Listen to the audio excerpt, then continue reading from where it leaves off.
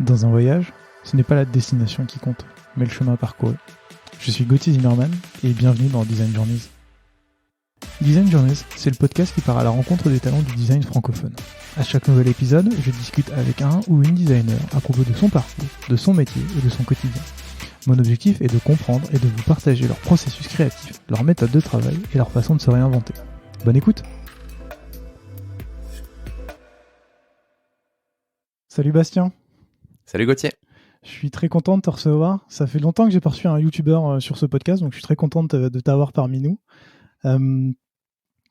Bastien, pour ceux qui ne te connaissent pas, est-ce que tu voudrais bien te présenter, s'il te plaît? Yes, déjà merci Gauthier pour l'invitation, ça me fait très plaisir. Alors tu m'as appelé youtubeur, c'est pas la première chose qui me définit, mais en tout cas ça montre un petit peu aussi de comment je suis vu et connu, donc ça fait plaisir quand même à entendre. Du coup, moi je m'appelle Bastien Marico. Je suis designer d'interface depuis plus de 10 ans maintenant, et vous me connaissez sûrement sous le nom de Basti UI. J'ai commencé par faire des vidéos YouTube, comme tu l'as dit, et depuis plus d'un an maintenant, pas mal de Twitch aussi. Et les lives, c'est ce qui me définit de plus en plus aussi, donc je pense que c'est intéressant d'en parler, surtout dans cette période un peu spéciale. Donc, YouTuber, c'est vrai, designer évidemment, designer d'interface, mais aussi maintenant streamer, si on peut dire comme ça. Chouette. Bon, on en reparlera tout à l'heure parce que je sais que tu écoutes le podcast et donc tu sais ce que je vais te poser comme question. J'aimerais bien savoir comment tu t'es mis à faire du design, comment t'en es venu à être designer. Ouais, alors moi, je vais faire l'histoire du coup, remonter à l'enfance. J'ai toujours bien aimé faire des choses créatives. Je me suis toujours occupé en faisant des choses justement où il fallait être un peu inventif, un peu décalé, un peu réfléchir en dehors de out of the box quoi. Et je faisais beaucoup de dessins, beaucoup de musique, etc. Et après mon bac scientifique, moi j'avais dit à mes parents, voilà, je veux faire du graphisme. C'était assez flou dans ma tête quel métier allait être derrière, mais je disais ça quand même. Je disais ça parce que je bidouillais pas mal sur l'ordinateur, je faisais des petits sites en hébergeant ça sur les FTP free qu'on ouvrait avec des emails par milliers, enfin des trucs comme ça. J'exprimais ma créativité, on va dire, un peu de façon digitale. Mes parents étaient pas trop chauds, pour être tout à fait franc, parce que justement, niveau métier derrière, on savait pas trop ce qu'il y aurait. Et ils m'ont dit, bon, écoute, d'accord, tu peux tenter la seule école gratuite qu'il y avait. Je me rappelle plus le nom à l'époque, hein, mais des milliers de candidatures. Moi, je fais mon truc. Bon, je suis pas pris, tu vois. Donc, j'étais un peu en mode, ah, ok, bon. Et mes parents m'ont dit, bah tiens, tu devrais faire du coup un DUT informatique. Tu fais des trucs sur les sites web. Enfin, tu fais des petits sites web, des trucs, des bidouilles. Ça devrait t'intéresser. Moi, ça m'a beaucoup intéressé, surtout que le choix numéro 2, c'était de faire... c'était quoi déjà? Je sais même plus comment ça s'appelle. Ah putain, j'ai même plus le nom. Quand tu fais... quand t'es fort en maths. Je crois que j'ai écouté dans une de tes interviews où tu parlais de prépa maths. Ouais, prépa maths, je sais même plus comment ça s'appelle, mais le truc, l'enfer quoi. Enfin voilà.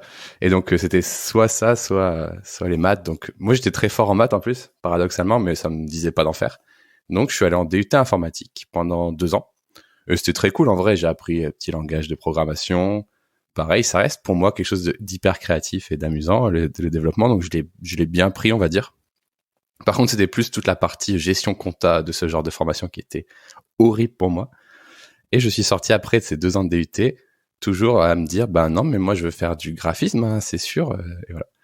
Et donc, pareil, on a regardé un petit peu et j'ai trouvé, une formation en licence qui s'appelait CDNL à Gobelin, qui s'appelait Création et Développement Numérique en ligne. Bon, j'avais trouvé ça, mais aussi d'autres formations, mais c'est celle-là qui me faisait le plus de l'œil, quoi. Et j'ai postulé un peu en mode, allez, c'est parti. Et il s'avère que cette formation, elle prenait à l'époque, alors je sais qu'elle n'existe plus du tout aujourd'hui, hein, ça a changé plusieurs fois, mais elle prenait à l'époque, on va dire, une petite moitié de designers qui savaient un petit peu coder et un peu de développeurs qui étaient un peu créatifs, quoi. C'était un peu ce mood-là, et l'ambiance de la formation, c'était toucher à tout en un an, et travailler voilà sur un projet de fin d'études un peu conceptuel qui tournait autour du mobile, des installations numériques, etc. Donc c'était parfait. Et je sais pas par quel miracle ou par quel procédé, mais j'ai réussi à à passer les différentes étapes d'entretien et j'ai été pris. Bon, je dis ça parce que je suis passé par pas mal de déceptions aussi dans mes études avant, dans certaines écoles que je voulais faire, dans lesquelles j'étais pas prise, et là j'ai été pris. Et donc j'ai fait cette école Gobelin pendant 1 an, c'était une licence quoi finalement. Et le truc qui m'a fait devenir designer, c'est pas forcément cette année, mais c'est surtout le fait que on avait un module de développement mobile à l'époque. Donc c'était les débuts de l'objectif C, c'était l'iPhone 3 et tout, donc là je découvre ça. Moi j'avais un téléphone mais j'étais en mode ok quoi, enfin rien de spécial quoi, j'étais un utilisateur lambda. Et là le fait de bosser sur ça et tout, je me suis dit ouais mais c'est trop cool, genre je peux créer une appli en faisant ça tac tac tac.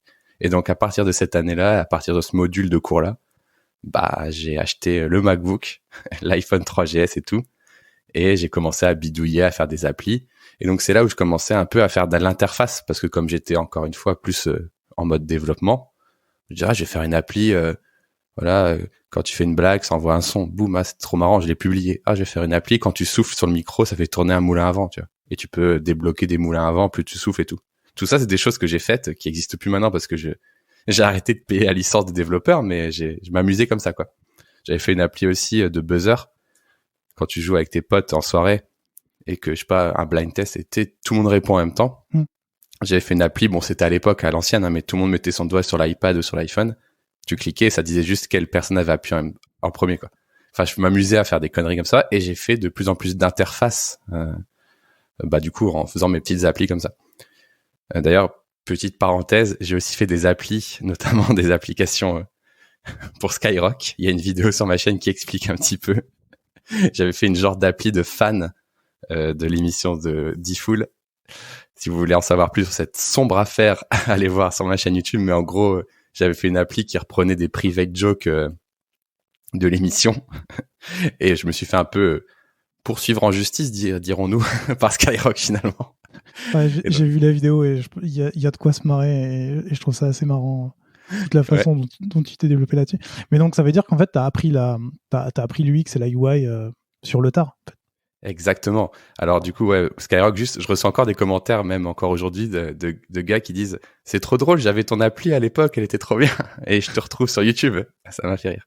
Et donc oui, comme tu le dis, j'ai appris complètement sur le tas. Parce qu'en fait, pour caricaturer le truc, à l'époque, il n'y avait pas trop de formation UX, UI, même je suis même pas sûr qu'on prononçait ces mots-là, tu vois. Non, je crois pas. Et donc, quand j'ai fini ma licence à Gobelin, j'étais super content, j'ai dit « Ok, je veux faire ça. » Je cherche un petit peu, il y a rien de spécial, ou des trucs justement trop vagues, web designer, non mais moi c'est le mobile que j'aime bien, enfin voilà. Et donc j'ai fini par trouver un stage avec Gobelin, alors je me rappelle plus comment ça s'appelait, mais on avait le droit à une genre de bourse type Erasmus, mais pour les alternants en fait, et on pouvait aller bosser, je sais plus, 1 an dans une entreprise européenne. J'ai envoyé des trucs à Londres, j'ai envoyé des trucs aux Pays-Bas, et j'ai fini par avoir un retour positif d'une boîte à Bruxelles. Je me dis bon, pas très impressionnant comme expérience à l'étranger, étant lillois, et j'ai dit bon bah au moins j'ai un taf dans une boîte qui fait du mobile. Donc je suis allé là-bas, et c'était une toute petite boîte. Il y avait un développeur iOS, un développeur Android, et ils cherchaient justement un concepteur d'appli type designer, intégrateur d'interface, tu vois, un peu le côté front, mais pour les applis. Et donc, je me suis éclaté dans ça. Et j'ai fait 1 an avec eux, et c'est là, comme tu le dis, j'ai appris sur le tas, parce qu'en fait, à la fois, je faisais mes interfaces, et à la fois, je les intégrais dans Interface Builder d'iPhone, et du coup, j'étais plus utilisé sur tout ce qui était animation, comportement, gesture et tout, que du code back-office, tu vois. Et donc, j'ai travaillé en tant que développeur front iOS pendant 1 an là-bas. Et comme tu le dis, j'ai appris sur le tas parce qu'il n'y avait pas grand-chose. Et mon apprentissage ne s'arrête pas là, parce qu'après cette année à Bruxelles, j'ai dû rentrer du coup en France. Long périple. Et j'ai continué à chercher du taf un peu dans cet axe-là. Tu vois, je disais, c'est cool de designer et de faire un peu l'intégration, et surtout le mobile, j'aime bien. Et j'ai croisé encore une fois par hasard quelqu'un de Capgemini qui m'a dit, attends, tu fais du graphisme, tu fais de l'interface, ok. Dans mon équipe d'innovation à Capgemini, on cherche il disait graphiste, hein, mais je reprends ces termes parce qu'à l'époque, voilà. On cherche un graphiste, mais on sait pas si on pourra lui donner du travail toute la semaine, tous les mois. Donc, le fait que tu fasses du code, ça nous rassure parce qu'au pire, on te met sur un projet basique de développeur de grosses sociétés, tu vois. Et donc, moi, j'ai dit, ah ouais, c'est vrai, ok, bah, why not? Ah, c'est bien payé, putain, Capgemini, ok.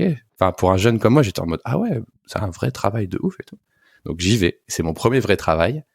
Parce qu'avant, c'était, on va dire, un stage, alternance, machin. Et donc, j'y vais. Et je suis dans une grosse boîte comme Capgemini.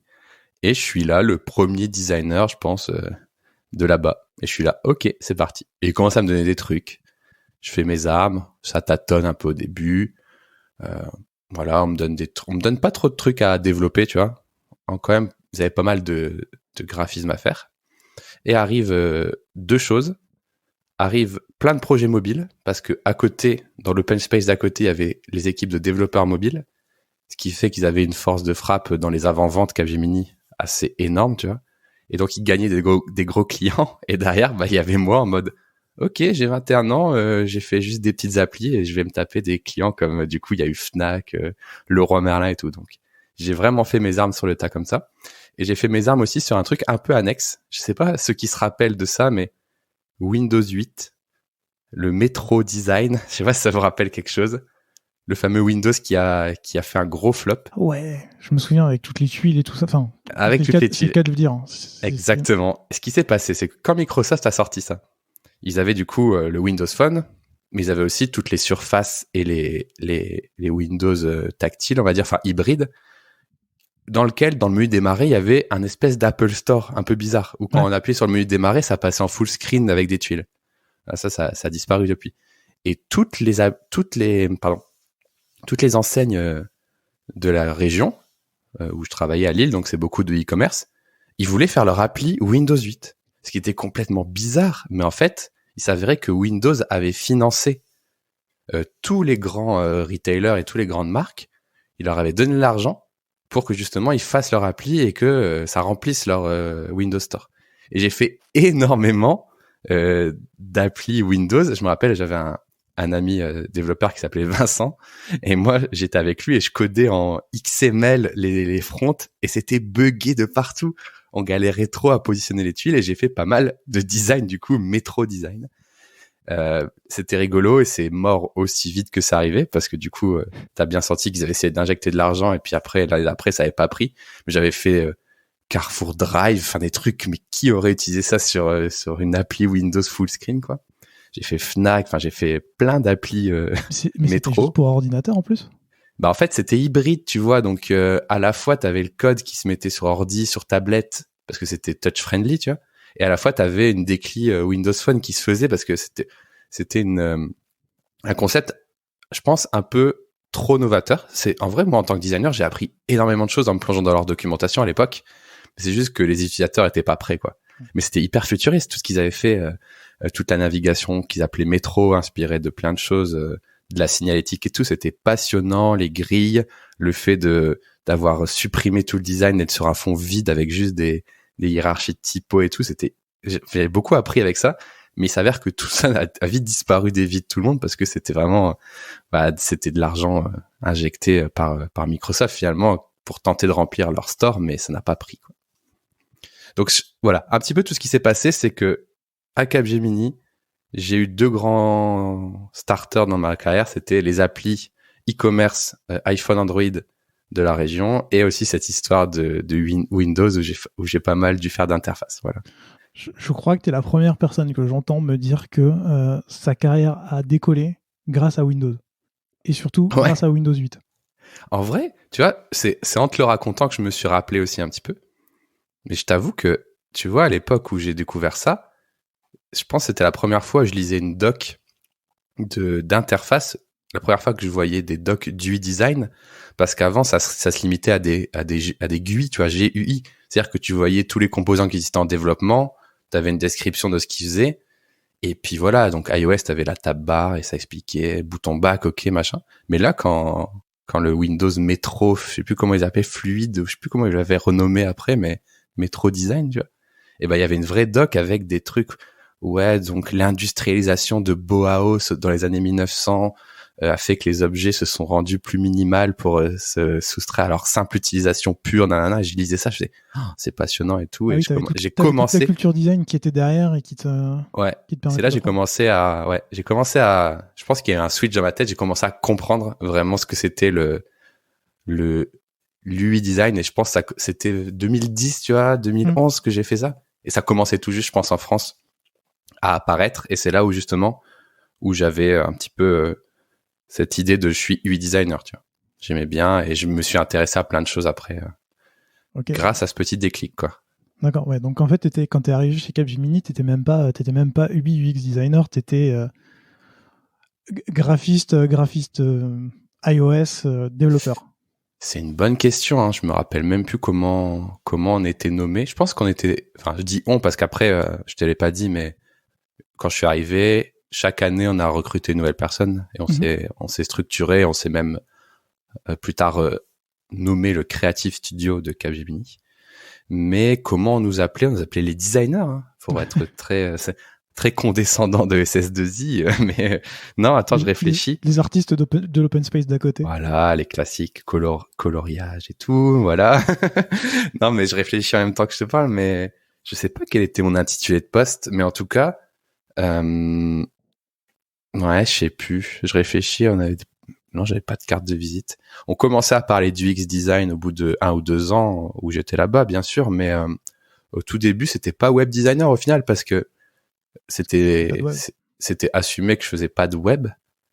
Et j'ai fait beaucoup de l'applicatif à Capgemini, hein. Que ce soit, du coup, Windows 8, je le mets dans l'applicatif parce que ça se lançait en applicatif. Et puis après, c'était iPhone, Android, quoi. Ouais. Je sais même plus. Je saurais même pas te répondre, en fait. Bon, il n'y a pas de souci. Il y a un truc qui m'a surpris aussi en parcourant ton profil, c'est que tu n'étais pas simplement UX, UI, graphiste, enfin, appelons-le comme on veut, mais tu as beaucoup travaillé aussi sur des choses plus d'identité graphique et d'animation vidéo que tu fais encore aujourd'hui, par exemple, dans tes lives sur Twitch. Et je me suis demandé comment ça se fait que tu sois passé, tu vois, de l'applicatif à l'UI, je comprends, mais de l'identité graphique et de l'animation vidéo. Comment t'es venu à faire ça? T'as vu quoi comme projet de motion design de moi, pardon? Je ne sais plus, tout ce qu'il y a sur ton LinkedIn, des petites vidéos, des petits personnages qui bougent. Je vois très bien. En fait, ce qui s'est passé, c'est que déjà, moi, je touche à tout à la base, tu vois. Donc, même si à un moment, c'est pas mon travail, je vais m'amuser à faire un truc, que ce soit sur After Effects, sur Premiere Pro et puis d'autres choses. Là, on parle de vidéo, donc voilà, c'est le bon exemple. Et ce qui s'est passé, c'est que on avait de très bonnes relations clients avec la Fnac. On a commencé par faire l'application iPhone Android qu'on a maintenue pendant 1 ou 2 ans. Après, elle a été reprise par une autre boîte, mais voilà, on avait de bonnes relations. Après, on avait fait Fnac Shop, une refonte rapide des interfaces des vendeurs dans les magasins. Tu vois, les petites trucs qu'ils utilisent au clavier là quand ils cherchent un stock. Tu vois, on avait fait une version web pour remplacer la version type ligne de commande d'avant, quoi, en gros. Après, qu'est-ce qu'on a fait? Il y avait les applications Windows 8 pour la Fnac. Et on a fait plein de sujets comme ça. Je les ai plus tous en tête, mais il y a eu plein de sujets. Et à un moment, ils ont dit, tiens, vous, là, on vous aime bien, en fait. On aime bien travailler avec vous. Vous faites pas des petites animations et tout, du petit motion? Parce que voilà, on était vu comme un creative studio, donc comme un studio. Et moi, j'ai fait, moi, je suis chaud et tout. Je veux bien tenter le truc parce que avec un autre collègue, on avait déjà tâté le terrain. On avait fait des petites vidéos, justement, au gré de POC ou d'avant-vente pour des projets soit factices, soit pour donner envie de bosser avec nous. Et on s'est dit, vas-y, on est chaud. Et avec un collègue qui s'appelait Alexandre, on s'est chauffé, on a chiffré du coup du motion design et on l'a vendu. Et on s'est éclaté. Et du coup, on a fait 2 vidéos pour Fnac, puis 5. Et depuis cette expérience, c'était devenu une offre de notre équipe de Capgemini, quoi. Et comment j'en suis venu là, je sais pas trop, mais le fait de m'intéresser à ça, je me suis lancé, je me suis chauffé, et je pense que ça caractérise un petit peu aussi pas mal de choses dans mon parcours, tu vois. Ouais, j'ai vraiment l'impression que t'es un peu un touche à tout et que en fait tes connaissances tu les acquiers au gré des rencontres et des situations où en fait tu te mets jamais de barrière, et je trouve ça très intéressant, et je trouve que ça fait c'est important aussi dans notre métier. Alors moi je suis plus product designer, mais je pense que c'est cette curiosité d'essayer d'aller voir d'autres secteurs, ou en tout cas des verticales du design. C'est vachement intéressant pour progresser et puis comprendre comment les autres fonctionnent et comment travailler avec eux. En tout cas, j'ai toujours marché à la motivation. C'est-à-dire, j'ai fait ça parce que je disais, ça me donne trop envie, tu vois, essayons. Je me suis pas dit, ok, il faut absolument que j'aille sur un truc que j'ai jamais fait. Genre là, par exemple, depuis quelques mois, je tâtonne sur des trucs de 3D. Honnêtement, ça prend pas, hein. Je force pas, j'y arrive pas. C'est pas mon truc du tout. C'est dur, hein. Je fais des vieilles bouses et je fais, allez, prochaine fois. Donc, je suis pas non plus, faut pas croire que toucher à tout, ça veut dire être genre trop fort. C'est juste, je fonctionne à la motive, et quand t'as la motive, bah ça marche tout seul, parce que même si c'est plus dur que autre chose, bah tu vas forcer, tu vas tryhard un peu, tu vois, et tu vas arriver à ton résultat. Et puis en vrai, avec Internet, tu peux tout apprendre si t'as la motive, quoi. Ouais, bien sûr. Bah ouais. Bastien, il y a un truc, t'es probablement la première personne que je reçois dans ce podcast qui a fait de l'agence et qui est toujours en agence. Et j'ai reçu des invités qui ont fait de l'agence et qui s'en sont lassés au bout d'un certain temps, ou qui... Disons que maintenant, ces personnes-là sont aujourd'hui en start-up et réussissent à te dire ce qui est bien en start-up, ce qui est mal en agence, et rarement ce qui est bien. Et j'aimerais bien profiter de l'occasion de discuter avec toi pour un peu parler de ce qui est de l'agence, de Capgemini et de Atecna, où on en reparlera après. Mais j'aimerais bien savoir comment toi, quand tu es en agence, en tant que UX UI designer, comment tu fais pour travailler avec tes clients, pour leur expliquer ce que tu dois faire, leur expliquer ton travail, leur expliquer tes décisions, parce qu'au final, c'est quand même eux qui te payent, comparé à tous mes invités que j'ai eu en startup où tu es à la fois juge et partie. Là, toi, tu es plus... on te paye pour faire quelque chose, mais en fait, si le client est contre, à la fin, tu vas devoir te plier aux demandes du client. C'est vrai. Du coup, ta question, c'est plus sur la fin. C'est comment tu fonctionnes quand tu dois travailler avec un client, plus que l'expérience en agence en général, c'est ça? Écoute, si tu veux expliquer l'expérience en agence aussi, mais là, moi, ce qui m'intéresse, c'est en fait comment tu travailles en agence et comment tu t'interagis avec les clients. Ouais, parce que tu l'as déjà dit, de toute façon, la différence entre agence et travailler directement chez le client final, tout le monde la connaît, hein. En agence, t'as la flexibilité de changer de mission, ou justement d'avoir un peu plus de recul. Et quand t'es directement, quand t'es directement chez le client, t'es jugé parti et tout. Donc du coup, pour répondre à ta question, comment tu fais quand le client est pas d'accord, et comment tu fais? Alors le truc, c'est que si tu te positionnes, on va dire, tout de suite par rapport à ton client, je sais pas comment expliquer ça. J'ai peut-être eu de la chance dans mes missions, mais quand tu arrives vers un client, il va te payer parce que normalement, il a pas la compétence, pour caricaturer, tu vois.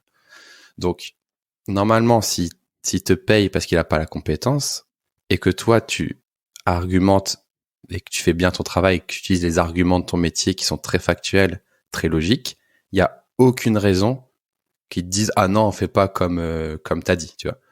Après, évidemment, il y a toujours des cas de figure où ça se passe pas bien, où ça se passe pas comme on voudrait. Mais si on arrive à prendre le recul et à dire, écoute, voilà, factuellement, tu préfères ça, moi je préfère ça, il y a toujours un argument qui va fonctionner en design d'interface et en UX design, c'est, écoute, testons. Je veux dire, à un moment, je fais pas du design pour toi, Gauthier, qui m'emploie. Je fais du design pour tes clients. Donc, allons voir tes clients. Et aussi bien, ça peut te montrer que toi, t'as faux, ou que le client a faux, peu importe. Mais il faut pas tout le temps penser à, la situation de le client aime bien ce que je fais ou pas. Moi, je me mets toujours dans la réflexion, qu'est-ce qui est bien pour les utilisateurs finaux? Et dès que tu dis ça à ton client, je veux dire, il y a plus d'éventuels porte-à-faux ou de je préfère ça. Et on est tous les deux vers le même but. Et je pense que c'est ça qu'il faut souligner dès le début de ta mission. Tu dis, voilà, nous, qu'est-ce qu'on veut faire? On veut améliorer cette expérience de ce client. Ok, faisons-le ensemble, quoi. Et normalement, à partir de là, il n'y a plus de soucis, tu vois. Et justement, en parlant de clients et d'utilisateurs, toi, dans ton métier, en agence, est-ce que tu faisais justement de la recherche utilisateur, que ça soit en amont pour essayer un peu de définir les besoins de ton client et essayer de cadrer son problème, ou plutôt en aval, donc plus du test utilisateur, de savoir est-ce que ce que tu as fait marchait bien, est-ce que c'est toi qui t'en occupais ou est-ce que quelqu'un d'autre le faisait pour toi? Ça va beaucoup dépendre de la taille de l'équipe dans laquelle tu arrives. J'ai travaillé avec des clients où ils ont rien et puis on arrive à 2-3 de la même agence, tu vois. Et on leur propose des choses, on dit voilà, il vous faudrait une UX exploratoire avant, il vous faudrait un UI designer et un UX pour une phase d'itération et de test, etc., etc. Ça, c'est le truc classique. Donc, quand c'est comme ça, si c'est une toute petite équipe, je peux être garant de le faire de A à Z. Mais il s'avère que ces dernières années, je suis plutôt dans des plus grosses équipes. Et dans ce cas, je suis toujours, on va dire, en binôme ou toujours entouré par des UX researchers, entre guillemets, purs, tu vois. Sachant que ça veut dire que moi, je vais pas trop faire du UX exploratoire. Ce sera le travail d'une autre personne. Moi, j'aime bien, en tout cas, et je suis positionné sur ça, sur la phase prototyping, interface et cette petite boucle d'itération de test. Évidemment, j'ai un petit peu d'années derrière moi, donc j'ai, on va dire, des bonnes connaissances, une bonne seniorité qui me permet aussi d'avoir un meilleur bagage et de savoir prendre des meilleures décisions. Mais ça veut pas dire que il y a plus de tests utilisateurs pour autant. Donc, moi, mon profil aujourd'hui, il va être très centré sur cette phase-là et je serai souvent associé à un UX designer. Parfois, tu arrives en mission et l'UX designer, il est soit en interne, soit d'une autre agence aussi. Donc ça, c'est encore autre chose. Mais dans tous les cas, il y a des rôles bien définis et tout dépend de l'organisation du client et de comment ils font leur boucle d'itération, etc. Mais je trouve ça intéressant parce que tu démystifies aussi un petit peu l'image qu'on a de l'agence qui est justement ce qu'on disait tout à l'heure, les clients qui arrivent, qui te demandent un truc et toi tu le fais. Je trouve que c'est intéressant d'en parler avec toi puisque ça montre bien que tu as toute cette partie de réflexion du projet en amont et de tout ce qui est itération. Tu vois, moi j'ai encore l'image de t'as une grosse boîte qui arrive, qui te demande un truc, tu le fais. C'est ce qu'on appelle communément un cycle en V. Ça commence, vous le faites, vous le sortez et puis voilà, c'est fini. Ouais, ok. Non, c'est vrai que je sais pas si chez Atecna ou si autour de mes projets on est chanceux, mais comme tu le dis, on a plutôt des clients en tout cas qui vont vers l'agilité et qui ont toutes ces notions. C'est vrai que si je remonte peut-être 5 ans en arrière, il y avait quand même des fois besoin de faire passer une sensibilisation agile, un coach agile, etc. Mais j'ai peut-être bien choisi mes agences. J'ai pas été dans des agences qui me mettaient sur des missions, justement, comme tu le dis, très cycle en V. Ça a toujours été des dispositifs qui répondent à des problématiques clients. Et mes agences répondaient jamais positivement aux demandes clients qui sont, on a besoin de 27 jours de designer. Ah bon? Pourquoi 27 jours? Tu sors ce chiffre d'où? Bah, je sais, je suis le client. Allez, venez. On répond jamais à ça. Par contre, si un client nous dit, voilà, j'aimerais améliorer l'expérience utilisateur sur la fiche produit parce que ça, bah là, on va répondre. Et c'est pas la même chose. Et je pense que ça dépend de l'agence aussi, quoi. Ok, très bien. Et une fois que le projet il est sorti, tu vois, c'est aussi un retour qu'on m'a fait, c'est que quand le projet il est sorti, bah voilà, vous passez au projet suivant. Est-ce que toi, en tant que UX designer, ça t'intéressait, ou est-ce que l'agence s'intéressait à savoir si ce que vous aviez fait performait, répondait aux besoins, tu le disais tout à l'heure, par exemple vendre plus ou attirer plus de personnes. Est-ce que ça, c'était quelque chose qui vous intéressait pour vous améliorer et pour que la mission d'après, vous soyez encore meilleur, que vous sachiez ce qui a marché, ce qui n'a pas marché?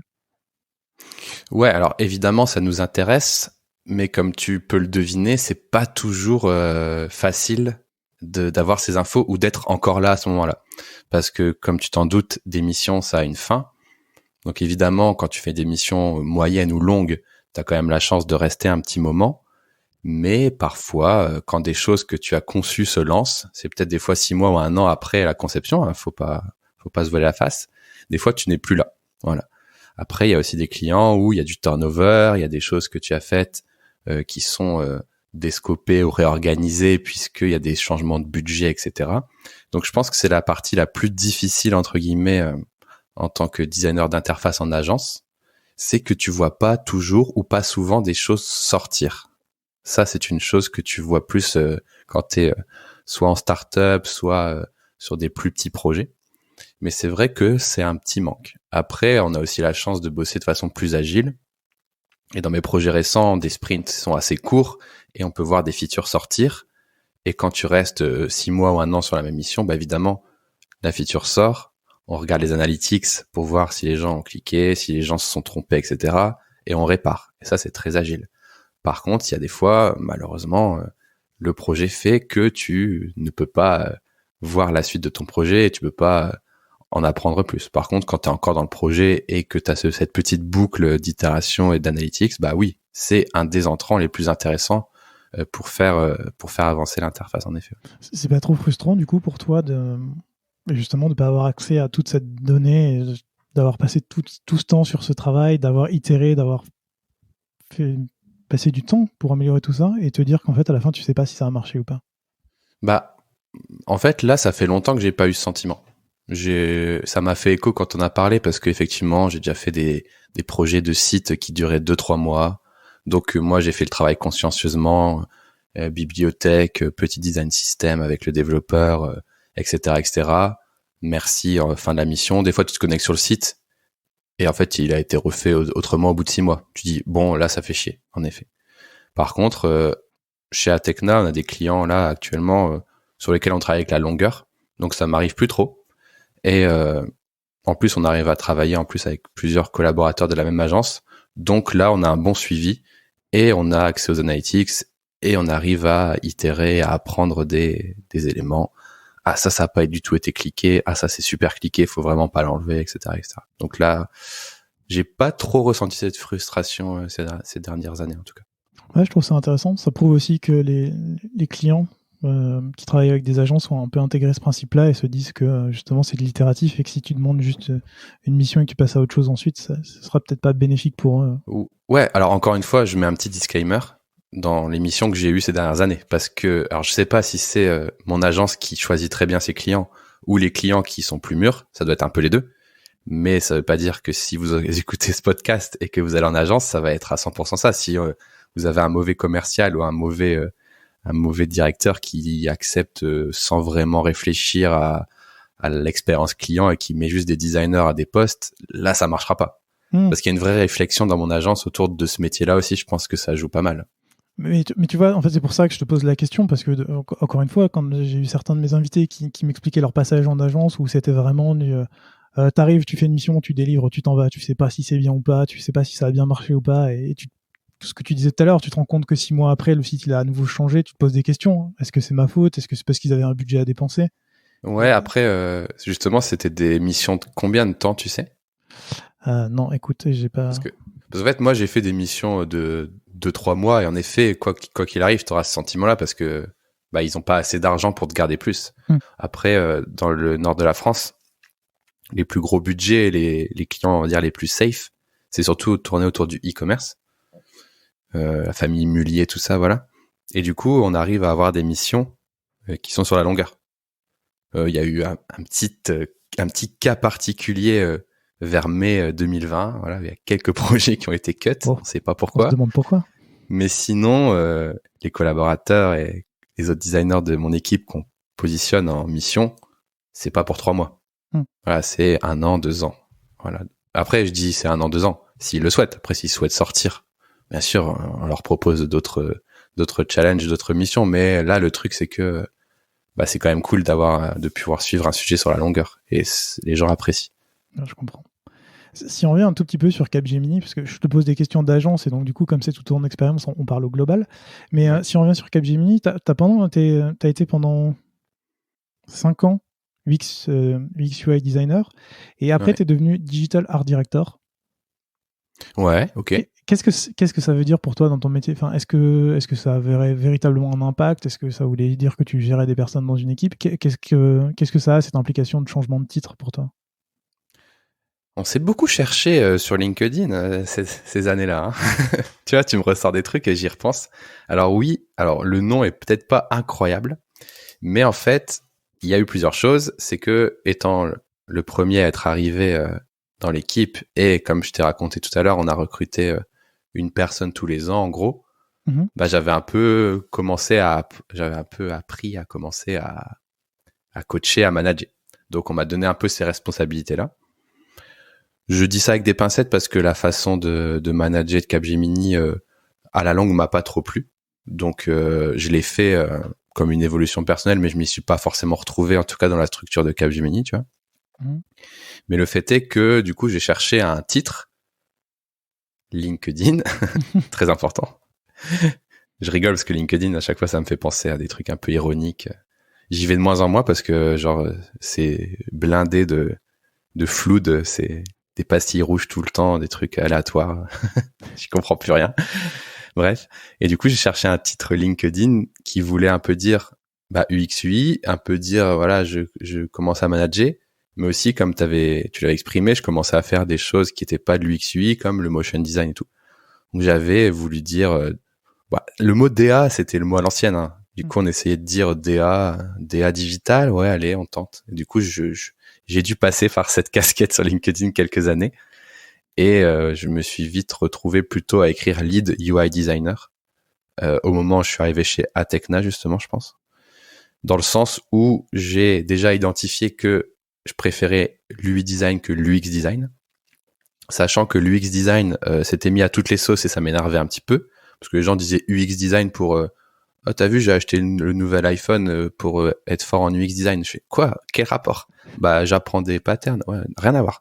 Ou alors les gens qui disaient UX design pour le graphisme. Enfin, tu vois, il y avait des gros mélanges, tu vois. Donc moi, c'est à ce moment-là que je me suis vraiment revendiqué UI designer, encore plus qu'avant.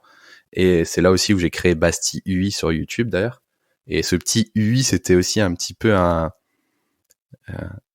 pied de nez à tous les gens qui devenaient UX designers sur justement LinkedIn. Tout le monde devenait UX designer, ça m'énervait vraiment. T'avais des gens qui disaient ouais, moi je travaille dans le web, je suis UX designer. Mais qu'est-ce que tu fais? Bah en fait t'es juste chef de projet, tu vois. Genre ça m'énervait vraiment. Et donc j'avais mis un point d'honneur à écrire UI designer.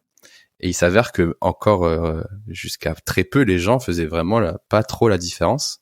Et maintenant, en tout cas dans notre agence, on fait gaffe à bien différencier UX designer, c'est plus UX research pour caricaturer quelqu'un qui touchera pas du tout à de l'interface, et product designer, UI designer, quelqu'un qui va faire plus les interfaces.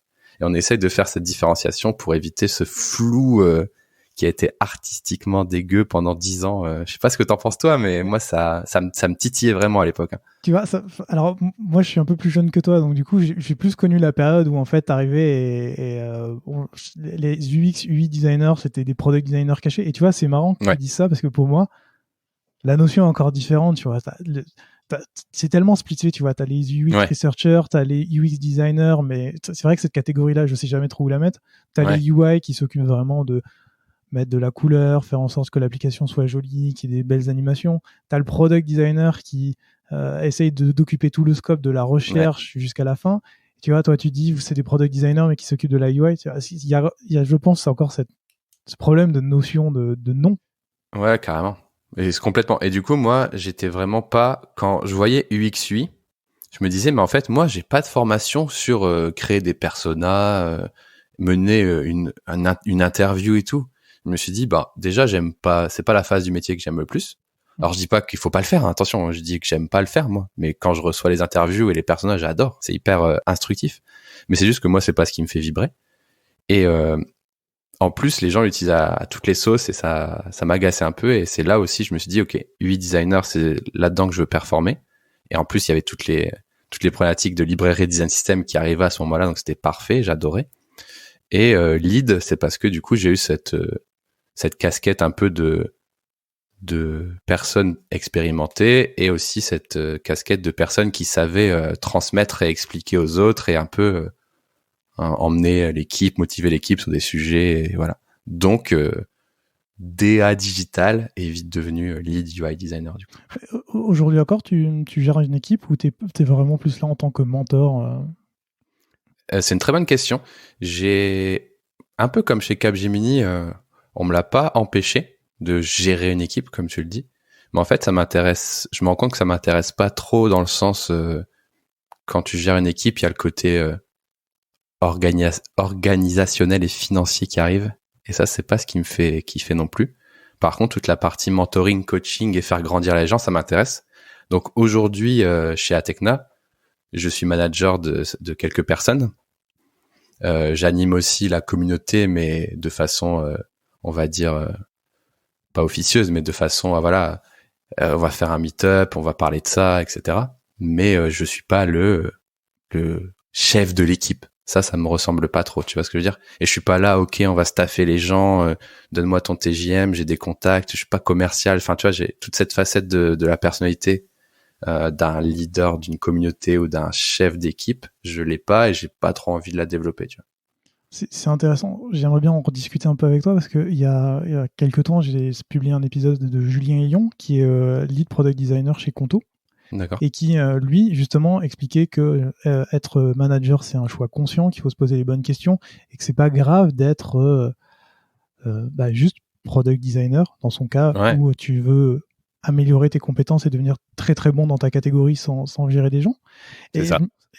j'ai vraiment l'impression que toi, tu es de cette partie-là, mais du coup, quand tu travailles avec cette équipe, avec ces gens-là, toi, quel est ton rôle du coup? Parce que tu dis que tu es là pour les aider, mais pas trop, ce que je comprends totalement, et voilà, mais du coup, quel est toi, en fait, quel est ton rôle de mentor? Comment tu gères En, ton quotidien là-dessus? en fait, déjà pour rebondir sur ce que tu as dit avant, en effet, dans les entreprises classiques, euh, souvent les augmentations de salaire et la reconnaissance en vieillissant, en grandissant dans ton métier, elles se font par devenir manager Ouais. et responsable. Et comme tu l'as dit, tu fais plus ton travail et voilà. Et il faut pas, enfin c'est triste, mais il y a aussi un autre moyen d'avancer. C'est-à-dire que tu peux aussi juste performer dans ta technique sans devoir gérer des gens, tu Mais je trouve que vois. c'est très français comme manière de Ouais. penser. Ouais, c'est triste parce que moi je me rends compte aussi que dans pas mal de cas, ça m'a fait de ma carrière, ça m'a fait stagner, tu vois. C'est triste. Tu dis non, moi je veux juste être encore plus fort dans mon métier et être un expert et être une référence et tout. Ah ok, mais le grade supérieur, faut être manager, donc bah t'as pas, enfin what, enfin il y a pas que ça et surtout qu'après quand tu deviens responsable, chef, manager, souvent tu travailles moins dans ton métier et plus tu perds du skills. Et il faut pas, enfin, tu peux être un très bon leader, c'est-à-dire motiver les gens, passionner les gens, et un très mauvais manager, quoi. C'est pas la même chose. Ok, donc toi, on va dire que tu es plus intéressé par cette partie leader, qui est Ouais, d'essayer d'insuffler des... ouais. Et du coup, j'ai un peu oublié ta question, mais moi, du coup, chez Atecna, je manage et j'aime beaucoup ça parce que c'est très enrichissant, du coup, de suivre des personnes. Et le truc un peu spécial chez Atecna, alors je sais pas si dans d'autres entreprises ils font ça aussi, mais c'est que les managers sont pas agnostiques, c'est-à-dire qu'ils sont de la même communauté d'expertise. Ce qui fait que moi, je coach que des designers. Mhm. Et du coup, ça permet d'avoir à la fois un suivi de type coaching, mais aussi un suivi de type managérial, tout en un. Tu vois. Donc ça, c'est cool. Et c'est aussi pour ça que je m'y retrouve aussi. Par contre, si je devais manager un développeur ou, je sais pas moi, une RH, bon, je pense que ça m'intéresserait tellement pas, quoi. Ah, Je veux dire, c'est le rôle de manager pur, agnostique, qui représente comme ça la carrière de la personne en agence, ça m'intéresserait pas, tu vois. je Donc, comprends. Tu veux toujours être lié au réel. ouais, je pense que voilà. Après, j'arrive à le faire. J'arrive à le faire. J'échoue pas quand je le fais, mais je sais que c'est pas là où j'excelle et je sais où c'est pas là où j'ai ma zone de confort où je peux avoir mon talent qui s'exprime vraiment, tu vois. Après, je suis pas non plus en mode ouh, j'arrive pas, tu vois, mais c'est vraiment plus en mode je sais que c'est pas là où je m'éclate. Et du coup, ouais, ta question c'était rappelle à moi, je C'était l'ai plus. Non, t'inquiète pas. C'était un peu de comprendre comment justement toi tu fonctionnais avec ces gens-là, parce que Ah oui, j'ai reçu pas mal de leads, tu vois, qui t'expliquent un peu comment ils discutent avec les gens, comment ils les font progresser. Et j'aimerais bien voir toi comment tu fais pour faire progresser les gens. ok. Bah en fait, encore une fois, ça a été un petit peu modifié par le confinement et le télétravail, mais mon rôle dans l'équipe, bon, je manageais déjà mes mes mes managers hein, de façon très classique avec des points toutes les 2 semaines, tous les mois, donc ça rien de spécial. Par contre, j'avais un rôle plus de dire, hey, écoutez, ça vous dirait, on se réunit tous ce midi-là et on va parler de la nouvelle fonctionnalité d'Adobe XD. Tout le monde va faire 5 minutes pour parler. Enfin voilà, j'étais plus l'animateur, plus impulseur, tu vois, dans l'équipe. Et je sais pas si ça va te faire une transition ou pas, mais c'est depuis le confinement que j'ai eu ça dans mon agence et où j'ai commencé à allumer Twitch. Et en fait, je sais pas si tu as déjà vu un petit peu comment je suis sur Twitch, Bien sûr. mais en fait, je retrouve ce que je faisais entre guillemets pour prendre une métaphore en open space avec mon équipe avant. C'est-à-dire que j'étais cette personne-là qui disait vous avez vu, vous voulez pas qu'on teste, venez on se réunit, on fait ça, ou venez on va à cette conférence et puis après on va faire une restite. Enfin j'étais un peu cette impulsion pour ça plus lead dans ce sens-là, tu vois. Mais tu vois, je trouve ça extrêmement intéressant ce que tu dis, avant même qu'on parle de Twitch et de ce que tu fais, c'est la façon dont tu gères, excuse-moi le terme, il est pas bon, mais comment tu interagis avec tes managers. C'est que généralement, on entend un peu, tu sais, ce que tu disais tout à l'heure, des one-to-one où tu vas discuter et puis tu vas parler salaire, etc. Ou alors Ouais, tu vas te concentrer que sur une feature sur laquelle tu travailles. Je pense que c'est ouais. beaucoup le cas en startup. Et toi, tu es vraiment sur quelque chose de différent qui est de passer du temps sur. Tu parlais d'Adobe XD, mais vraiment de de prendre le temps de discuter d'un sujet qui concerne tout le monde, mais qui est aussi extérieur Passionne. à l'agence ou à l'entreprise, tu vois, où c'est vraiment quelque chose où chacun est au même niveau. Tu vois, je me dis, par exemple, tu peux être manager, mais en fait, tu vas découvrir la même fonctionnalité que les autres au même moment, de la même façon. Bien sûr, là, c'est exactement ça. C'est exactement ça. Après, je te rassure, mes managers que j'ai vraiment officiellement suivis, je les manage classiquement aussi. Il y a des points à remplir, etc. Par contre, tout ce que je t'ai évoqué juste avant, c'était plus des initiatives où tout le monde est convié, toute la communauté et même les gens qui sont intéressés en général. Alors, je te dis ça, encore une fois, ça s'est coupé en début 2020, mais je te parle du coup des 2 années avant, quoi. Et du coup, vraiment, c'était en mode qui veut parler de ce sujet. Atecna offre la nourriture. Si vous venez entre midi et 14h, on va brainstormer sur ça. Il y a le multicurseur sur Figma qui veut venir tester. Enfin, c'était vraiment un petit côté passionné, tu vois. Et j'animais pas mal ça. Moi, j'étais un peu le moteur de ça et qui emmenait les autres avec moi à l'époque. Et c'est vrai que ça, je l'ai perdu depuis 1 an, mais du coup, j'ai compensé, comme tu l'as dit, avec une activité sur Twitch où je trouve un autre terrain de jeu pour partager avec des gens passionnés. Et tu vas me dire pourquoi tu continues pas à le faire dans ton agence. On a essayé, mais il s'avère que les gens en ont juste ras le cul d'être en visio de 9h à 18h. Et si tu leur dis, venez, on va faire une visio de 19h à 20h et on va parler encore de travail. Pas dispo. Ok, ben, c'est pas grave, je vais faire tout seul. Et je comprends. Et en fait, on n'a pas trouvé de format qui remplaçait ça. Et du coup, c'est un peu triste vu comme ça. Mais en tout cas, c'est ce qui me caractérise dans mon travail, tu vois, ce côté-là. Si tu voulais avoir des petits exemples, c'est plus ça. Ouais, du coup, je trouve ça très intéressant parce que tu as commencé sur YouTube. D'ailleurs, comment tu as commencé sur YouTube ? Qu'est-ce qui t'a lancé sur YouTube pour qu'on parle un peu de tout ce qui est partage de connaissances, etc. Ouais, grave. Bah écoute, ça, encore une fois, merci à Atecna. Parce que c'est en arrivant à Atecna que c'est arrivé. En fait, ce qui s'est passé, c'est qu'en arrivant chez Atecna, je quittais Capgemini, du coup, avec quelques petits, on va dire, désaccords sur la vision des choses, de gérer une équipe et de gérer un projet. Voilà. Encore une fois, ça devait être un dilemme entre faire de la qualité ou essayer de faire grossir l'équipe, où j'ai pas trouvé ma place, tu vois. Mm-hmm. Voilà. Et ça, je le comprends un peu parce que j'avais pas cette casquette, tu vois, de manager, de leader d'équipe. Donc, ça a été repris par d'autres personnes qui étaient plus dans le moule de l'agence, enfin, de la SS2I, de la ESN Capgemini, et où j'avais plus trop ma place, quoi. Donc, j'aurais pu rester là-bas pour juste faire mon travail, comme on l'a dit tout à l'heure, mais j'avais envie d'autre chose. En arrivant chez Atecna, justement, il y avait cette promesse d'être dans une plus petite structure et du coup d'avoir des responsabilités dont on parle depuis tout à l'heure, c'est-à-dire avoir des espaces pour impulser des choses, faire vivre du coup la communauté de designers Atecna, voilà, etc. Et parmi tout ça, on m'a dit, Bastien, à l'époque, moi je connaissais bien Sketch. On m'a dit, du coup, premier challenge, ce serait bien que tu formes un peu tout le monde à Sketch, mais tout le monde est en régie. T'as une idée. T'as carte blanche. Du coup, moi, je me suis posé, je fais OK. Tout le monde est en régie, qu'est-ce que je pourrais faire ? Une vision, un truc, les ramener à midi, c'est un peu long. J'ai dit, je vais faire une vidéo. Et comme ça, tout le monde pourra la voir en asynchrone. C'est-à-dire que si t'es pas dispo le jour de la visio, ou si t'es pas dispo le jour de la réunion physique, il y a une vidéo. Et du coup, au lieu de capturer une visio dégueulasse en filmant la webcam dans la salle de réunion, j'ai dit non, je vais faire la vidéo chez moi. Et donc là, j'ai mis la caméra. Alors, petite parenthèse, j'étais très fan de YouTube en général. Et du coup, pour moi, c'était trop drôle. J'ai pris du plaisir aussi. Je me suis dit, comme pour le motion design un peu, je me suis dit, tiens, je vais apprendre sur le tas à faire ça. Donc, comme un enfant, tu vois, je m'amuse et tout. Et je fais la vidéo et tout. Je la montre à mon boss, il dit nickel, on peut diffuser. Donc, on envoie ton léger en plus, parce que j'étais nouveau dans la boîte, donc c'était cool et tout.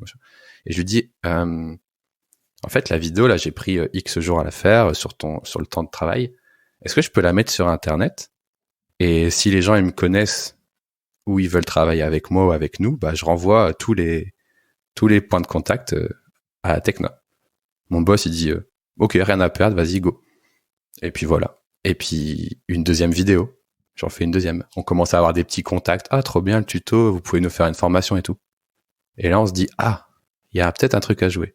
Et donc là, on crée une offre de formation qui est partie du coup de ça, où j'ai commencé pendant 1 année, 2 années à donner des formations sketch en entreprise. Donc ça a démarré grâce à YouTube. En parallèle, YouTube, du coup, j'avais toujours un peu de temps pour en faire en tant que, je sais pas comment on pourrait appeler ça, mais porte-parole, influenceur, voilà, je suis chez Atecna, je vous parle des petites news, je vous parle de choses et tout. Et j'avais plus ou moins carte blanche, tant que ça ramenait un peu de contact et tout. Donc, on reparlera des formations après. Du coup, je continue sur l'histoire YouTube. Et moi, je le faisais toujours avec beaucoup d'autodérision. Parce que déjà parce que j'étais fan de pas mal de choses sur YouTube. D'ailleurs, une de mes inspirations dans ma tête d'il y a très longtemps, je m'étais dit, je vais faire joueur du grenier, version designer, où il s'énerve sur tous les sites qui sont nuls. C'était ma première idée à la base. Je l'ai jamais fait depuis, mais pour te dire un peu l'ADN de mes idées, des fois, c'était des trucs un peu farfelus comme ça. Et du coup, je continue à faire mes vidéos et à vendre des formations et tout, c'était cool. Et mes boss, ils me laissaient faire ce que je voulais, tu vois. Et à un moment, ils m'ont dit, il faudrait pas brander un peu au nom de l'agence et tout, parce que du coup, voilà, pour que ça fasse plus pro et tout. Et là, on était un peu déjà plus d'accord parce que j'ai dit, les gens, ils aiment bien parce que c'est humanisé, tu vois. C'est pas une vidéo d'agence. Ça, c'était ma conviction à l'époque. Alors, quand je te dis à l'époque, j'avais 1500 abonnés. Enfin, c'était tout petit, tu vois. Je dis, non, ma conviction, c'est que les gens, ils s'attachent au truc parce que je dis, salut, c'est moi, je vous raconte mon expérience perso et pas, bienvenue dans l'agence qui explique une vidéo d'agence. Les trucs, tu vois. Et à ce niveau-là, ils m'ont dit, OK, ça marche, on comprend ton idée. En parallèle, on a lancé une autre série de vidéos, du coup, brandées, et ça a pas pris, tu vois, pour te dire un petit peu. Et du coup, après, bilan de ces quelques années en arrière, les vidéos, c'est très cool. On a vendu quelques formations grâce à ça. Mais au ratio temps passé et argent qui arrive dans l'agence, on s'y retrouve plus. Du coup, Bastien, tu peux continuer ton projet de ton côté si tu veux. Mais nous, on arrête de donner du temps libre, tu vois, sur le temps. En gros, je faisais ça un vendredi sur 4, tu vois, je faisais un petit truc, quoi. Et donc moi, j'ai dit, bon, dommage, ça commençait un peu à exploser, mais il n'y a pas de souci, je comprends. Ce qui se passait, c'est que les contacts qu'on avait par les vidéos étaient pas assez... Et en fait, ils étaient bien, mais ils n'étaient pas adaptés à une agence. Tu vois, ils étaient adaptés à un freelance ou adaptés à une plus petite structure, mais les demandes étaient trop petites. C'était des projets à trop petit budget. Du coup, si Atecna les traitait, ça prenait autant d'argent de les traiter que de les faire, et voilà. Donc, c'était tout à fait logique, et il n'y a pas eu de souci à ce niveau-là, j'ai compris. Et du coup, à partir de ce jour-là, j'ai continué à faire les YouTube sur mon temps libre, tu vois. Et puis après, ces derniers mois, il y a eu pas mal de choses qui me sont arrivées. Grâce à Twitch, j'ai encore plus de visibilité, et le fait d'avoir été justement invité sur l'émission de Micode _, ça m'a fait pas mal de visibilité. Là, les chiffres, comme tu l'as dit tout à l'heure quand on discutait en off, ils ont pas mal explosé. Là, ce matin, j'ai atteint du coup 30 000 abonnés, ce qui est complètement incroyable pour le mois d'il y a 6 mois. Même, je pense que j'avais 8 000 abonnés, je sais même pas. Enfin, c'est un truc de fou. Et du coup, aujourd'hui, ça prend une autre proportion que à l'époque où j'avais commencé, qui était plus le mode tutoriel partagé gratuitement pour essayer de faire de la visibilité à une agence, tu vois. Si on va vraiment reparler encore de tout ça après, mais tu as abordé la formation. Et c'était le dernier point que je voulais aborder avec toi sur l'agence. C'est toi, donc du coup, tu dis, tu fais des petites vidéos, on commence à te contacter pour faire des formations. Comment ça se passe pour les entreprises pour faire des formations? Parce que tout à l'heure, tu le dis, on est entre designers, on parle de la dernière fonctionnalité de Adobe XD. Normalement, tout le monde parle le même langage, donc tout le monde se comprend, ça va très vite. Là, dans des formations, à qui tu t'adresses, comment tu les formes, comment tu leur apprends des choses? Ok. Les formations, en fait, qu'on a fait là durant ces 2 dernières années avec Atecna, c'était principalement des agences qui n'étaient pas encore sur Sketch ou qui n'étaient pas encore sur un outil moderne adapté au design d'interface et qui avaient besoin d'aide. Ça allait au-delà de la formation, dans le sens où c'était surtout, on a une équipe de 10 personnes et il faut nous aider à réorganiser la façon de travailler aussi, tu vois. D'accord. Donc, ma formation n'était pas une formation de web design, ni de design d'interface, ni quoi que ce soit. C'était une formation qui s'appelait industrialiser l'UI design, en gros. C'est-à-dire comment on travaille bien. Parce que t'as beau avoir Sketch, Figma, XD dans les mains, tu peux l'utiliser n'importe comment. Et du coup, ma formation, qui est devenue notre formation, parce que du coup, je l'ai faite une fois ou deux, et après, moi, j'ai formé d'autres personnes à la faire, et aujourd'hui, on a un panel de formateurs chez Atecna qui ont tous leur spécialité, et c'est trop cool, tu vois. Et du coup, le début de cette formation, c'était justement de se dire comment on utilise bien les outils et comment ça accélère le travail au quotidien en équipe. Donc, évidemment, qu'est-ce qu'un style, un symbole, l'outil, qu'est-ce qui se passe, machin, comment on livre à des développeurs les outils de end-off, les librairies, les design systems, tout ça, c'était des sujets hyper importants. Et ça allait des fois jusque des ateliers de nomenclature pour aider les gens à même leur dossier, leur drive, leur cloud. Tu te rends compte qu'il y a des choses qui sont vraiment faites dans un état, entre guillemets, lamentable, et que moi, j'avais beaucoup d'intérêt. Enfin, j'aimais beaucoup aussi travailler sur l'organisation et la fluidité entre les équipes, entre les designers. Et du coup, cette formation, elle était vraiment orientée sur ça. Et du coup, on l'a vendue à pas mal d'équipes, tu vois, d'équipes déjà en place qui devaient migrer d'outils ou se restructurer pour travailler plus proprement avec moins de perte de temps, etc. C'est marrant que tu parles de tout ce qui est travail entre les équipes. Tout à l'heure, on a parlé un peu de management. Et c'est vrai que toi, quand tu dis travailler entre les équipes, tu penses à quoi ? Déjà, il y a 2 grands axes de la formation, peut-être 3. C'est travailler entre designers. C'était un des chapitres. Comment on travaille entre designers ? Est-ce qu'on recrée tous la couleur ou est-ce qu'on se partage la couleur ? Est-ce qu'on recrée tous le composant ou est-ce qu'on se le partage ? Belle introduction au design system. Voilà, tranquillement, hop. Et là, petit clin d'œil, je mettais les fautes, je mettais des screenshots de l'article de Audrey Hack, le fameux article sur le design system que j'ai utilisé plein de fois en formation. D'ailleurs, on avait parlé avec Audrey. Elle m'avait même aidé pour ma vidéo sur l'atomic design. Mais bref, j'utilisais ça. La créativité, le design system, tout ça, le petit schéma magnifique. C'était vraiment du pain béni. Donc, essayer de sensibiliser à tout ça et du coup, travailler entre designers, comment on fait, c'est quoi les limites, comment on gère des situations et tout. Travailler avec des UX ou avec des utilisateurs. Donc là, ça partait un proto, comment on fait un proto, comment on nomme ses artboards, comment on fait un test utilisateur, qu'est-ce qu'on livre, comment on itère. Faut garder tous les protos avec toutes les dates, tu vois. Organisation. Bon, à l'époque, c'était InVision. Ça me fait un peu mal au cœur, mais on était des galériens à l'époque, mais c'était InVision, donc il y avait plein de petites astuces et tout. Figma n'était pas encore là. Exactement. C'était un peu dur. Et la troisième facette, travailler avec les développeurs.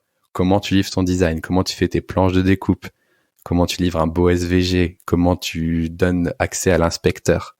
Et du coup, on faisait des petites sensibilisations avec les développeurs. Vous nous changez notre outil, mais nous, on avait Photoshop, on double-cliquait dedans, on veut pas changer. Attendez, venez, regardez. Je comprends que vous aimez bien Photoshop et tout, vous double-cliquiez pour récupérer. Mais regardez, inspecte. Là, il y a même le petit CSS. Oh, ok, pourquoi pas. Ok, on veut bien finalement. C'est un peu ça mon travail, tu vois. C'est-à-dire que j'étais formateur, mais aussi après, souvent, alors je dis moi, excuse-moi, mais on va dire on parce que j'ai fait la première fois, mais après on était plusieurs, tu vois. Souvent, on était, du coup, on faisait la session de formation une semaine, j'en sais rien. Et après, on venait toutes les 2 semaines, une demi-journée dans l'open space des clients. On était assis à une table et les gens, ils venaient, ouais, tu peux, du coup, nous aider là. On est en train de setup un composant, on sait pas comment on doit le nommer et tout. Alors, est-ce que c'est un composant global ou qu'est-ce qui est dédié juste au produit? Ok, tu vas mettre product slash, tu vois. Ok, merci. Et toutes les 2 semaines, on venait comme ça suivre la bonne propagation de notre formation finalement. Et ça, c'était très cool. C'est intéressant que tu parles du fait de les former, ensuite le fait de les suivre. Ouais, c'était bien. Tu parlais d'Audrey tout à l'heure et que j'ai reçu dans ce podcast et donc où elle était aussi en agence et elle aidait les entreprises à mettre en place des design systems. Et il y avait vraiment toute cette notion de suivi. Et on en revient par rapport à ce qu'on disait tout à l'heure, de suivre son travail, de voir comment il évolue, etc. pour l'améliorer. Ouais. Et nous, on essayait de le vendre. Alors, le vendre, c'est peut-être pas un mot très, très sexy dans cette situation, mais on essayait de leur dire, écoutez, si vous faites la formation de semaine, achetez les 4 demi-journées de suivi. C'est sûr que ça va vous servir, quoi. Et souvent, les clients étaient hyper intéressés parce que, leur crainte, c'est que leur équipe de 10 designers fasse n'importe quoi après, quoi. Donc, non, au contraire, il y avait une vraie problématique. Alors, je pense plus qu'elle ait trop d'actualité aujourd'hui. C'était vraiment un truc de 2017-2018. Et beaucoup d'entreprises qui étaient en cette migration. Je pense que maintenant, pas mal d'entreprises ont fait le pas quand tu regardes des trucs. Ouais, on est déjà sur Figma. Ah, ok, tu vois. Mais à l'époque, il y avait vraiment cette crainte de, ok, on est des agences avec un bagage de 10 années de process, faut mettre sur le serveur le PSD avec la date et tout. Et on me dit, ok, il y a des nouveaux outils, il faut que quelqu'un nous accompagne dessus. Donc ça, c'était très, très cool comme expérience. Et pareil, j'ai appris sur le tas finalement. J'ai créé la formation, je l'ai faite, je l'ai améliorée, je l'ai refaite, je l'ai améliorée. Et voilà. Donc ouais, ça correspond très bien à ma personnalité. Encore une fois, la formation, c'est une des facettes qui représente bien aussi ce que j'aime faire et ce que je fais aujourd'hui, je pense. Merci pour la transition. Puisque ouais, du coup, j'ai le script sous les yeux de toute façon. Fallait pas le dire. Aujourd'hui, du coup, tu l'as dit, tu passes vachement de temps sur Twitch. De plus en plus, j'ai l'impression, où tu parles de tout. Tu vas, la semaine dernière, tu as fait, alors au moment où on enregistre, c'était la semaine dernière, où tu as suivi la config, donc Ah oui. la présentation des nouveaux outils de Figma, où des fois tu fais, t'es devenu freelance, on en reparlera aussi après, mais du coup tu fais des télétralives où tu montres ton travail. Enfin, j'ai l'impression, pour avoir suivi ce que tu faisais pour préparer cette émission, que en fait, ta passion, c'est la formation, c'est expliquer ton métier, c'est transmettre ce que tu fais. Tu le dis toi-même, tu le fais pas forcément bien ou t'es pas le meilleur dans ce que tu fais, mais ton objectif, c'est de partager le plus possible, de discuter avec les gens. C'est même pas une question en fait, c'est un constat ce que je suis en train de dire. Et... Ouais, mais t'as très bien résumé et je veux bien rebondir dessus parce qu'il y a un truc que j'ai pas dit au début. Quand j'ai continué la chaîne YouTube, quand elle était plus, on va dire, sponsor par mon agence, j'étais pas en mode je veux grinder des vues ou je veux grinder de la YouTube monnaie parce que honnêtement ça m'en rapporte pas énormément en tout cas. Mais c'était plus en mode j'ai envie de rassembler la communauté quoi. Et c'était vraiment ce que t'as dit en plus, c'est que moi je dis pas regardez, faut regarder ma chaîne parce que je suis le meilleur, regardez, je suis incroyable, je fais des trucs de fou. Non, au niveau design, je suis standard. Par contre, ce que j'aime bien, c'est parler des trucs qui passionnent avec des gens et moi des gens avec qui je peux parler tous les jours ou toutes les semaines ou dans un espace de gens qui aiment bien les mêmes choses que moi, ça existe pas, donc je l'ai créé, tu vois. Et donc, chaîne YouTube, je dis, j'aimerais bien, moi, qu'il existe des vidéos où le gars, il critique un site, tu vois. Et je le fais. Ah, j'aimerais bien qu'il y ait des lives où les gens, ils donnent leur avis sur la maquette de quelqu'un d'autre. Hop, je le fais. Et je prends toujours cette idée, c'est j'aimerais bien que ça existe. Allez, on le fait, quoi. Enfin, tu vois, pas en mode je le fais parce que je suis meilleur, je le fais parce que j'ai envie que ça existe, tu vois. Ouais, et du coup, quand il y a des gens qui se lancent et qui me disent, des fois, je reçois des messages, des fois, des gens qui se lancent et ils me disent, désolé Bastien, je sais que tu fais déjà ça, mais j'ai envie de faire ça et tout. Je fais, mais quoi? Mais fais-le. Enfin, j'ai pas de copyright. Vas-y, fais ta vidéo, fais ton live. Genre, moi, je suis vraiment en mode, mais moi, je suis pas du tout légitime sur ce sujet. J'avais envie de le faire et c'est cool si des gens ils veulent en parler, quoi.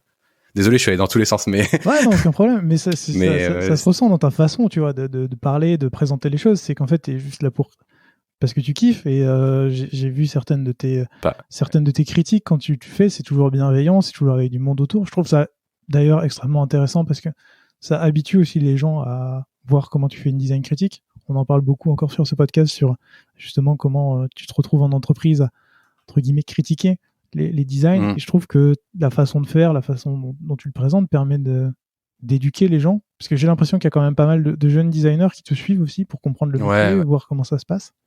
Et je trouve ça intéressant de montrer un côté beaucoup plus pratico-pratique. Ouais. Je crois que je sais plus si c'est toi qui l'avais dit dans un live ou si c'était dans un podcast que j'ai écouté. Tu disais qu'une fois il y a certains de tes followers qui sont à l'école et qui font des études de design et qui en apprennent beaucoup plus sur tes lives qu'à l'école. Ouais. Et je trouve ça intéressant parce que ça montre un peu la vérité du métier et tout ça. Et je voudrais savoir, toi, qu'est-ce que t'en penses de ça? Pourquoi t'as l'impression pourquoi il y a ce décalage, en fait, entre toi qui fais ton métier de tous les jours, qui s'éclate à faire du stream, et des gens qui te suivent et qui te disent, en fait, moi, j'en apprends plus avec toi en 1 heure que en 6 mois avec un prof.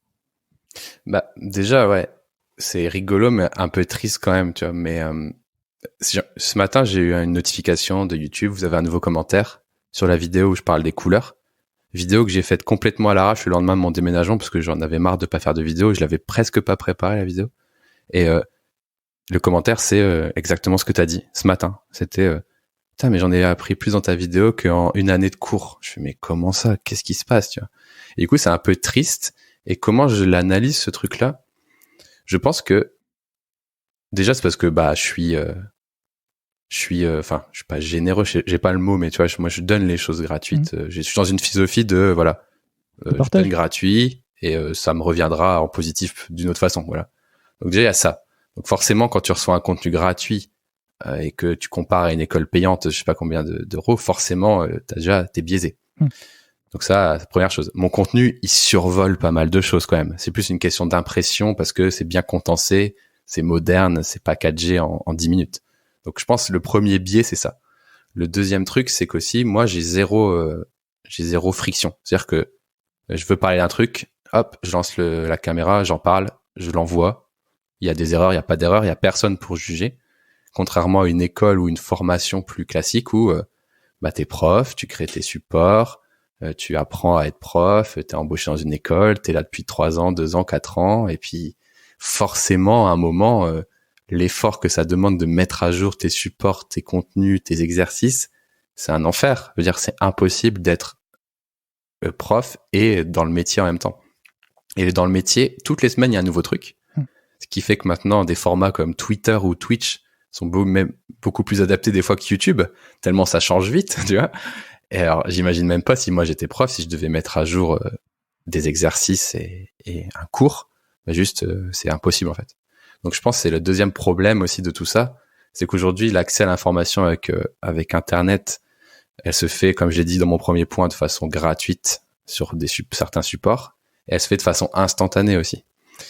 Et forcément, toute la boucle, on va dire, d'études plus classiques, forcément, elle en prend un coup. Je sais pas ce que t'en penses toi, mais quand j'entends ça, je me dis, c'est pas la faute de l'école, c'est pas la faute du prof, c'est juste obligé, quoi. Ça va trop vite pour que ton cours il soit aussi à jour qu'une vidéo d'un mec qui réacte à une conférence et qui t'explique tout en 2 secondes, quoi.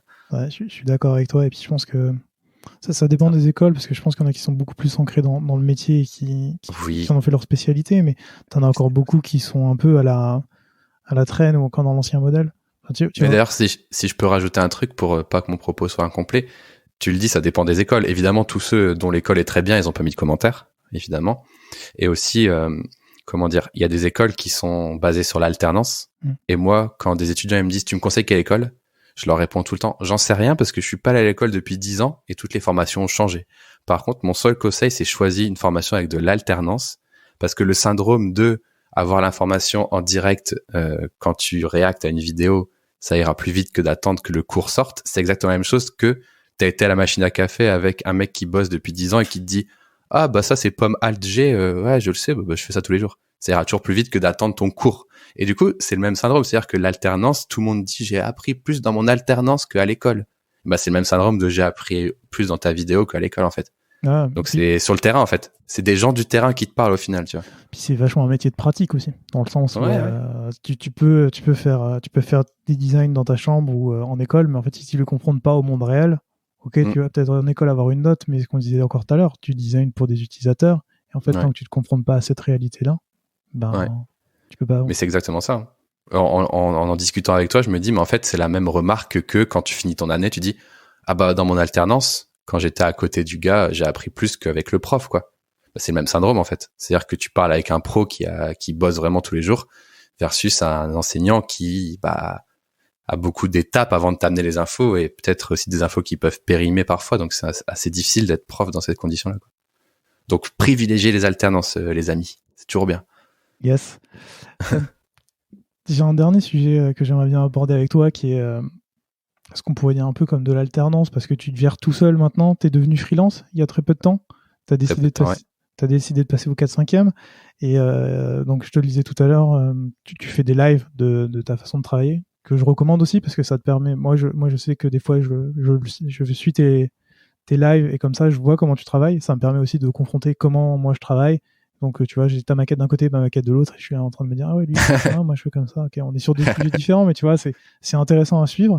Et je me demandais, du coup, pour ce travail-là, toi, pourquoi tu as décidé de devenir freelance, et qu'est-ce que ça change dans ton quotidien? Parce que tu le disais tout à l'heure, Être en agence, ça te permet de travailler sur des nouveaux projets, ça te permet de changer quand t'en as marre, tu vois un petit peu de tout. Moi, j'ai toujours pris l'habitude de me dire freelance, c'est un petit peu l'agence quand t'es tout seul. Est-ce que c'est vraiment ça? Est-ce que j'ai des clichés? Je pense. Et toi, qu'est-ce que ça t'apporte au quotidien? Ok. En fait, je vais répondre plus déjà en refaisant un peu l'historique des étapes qui sont passées dans ma tête et dans mes décisions de carrière à ce moment-là. C'est que déjà, moi, à Tecna, j'étais chez mon client 4 jours par semaine, et le 5e jour, je donnais formation et je m'occupais de management et je m'occupais de projets annexes. Et avec encore une fois le confinement, il s'est avéré que les TJM, donc c'est le prix que les clients payent les profils, est baissé. Ce qui fait que sur ce système de Bastien, il voudrait être 4 jours chez le client et 1 jour sur de la formation, parce que à la base c'était sur quoi j'étais bon dans mon agence, tu vois. Bah ça marchait plus trop niveau financier. Donc avec ma manager, c'était un peu en mode bon bah qu'est-ce qu'on fait quoi, ça va plus, il faut qu'on trouve une solution pour toi quoi. J'étais là bah ouais, j'y suis pour rien, qu'est-ce qu'on peut faire?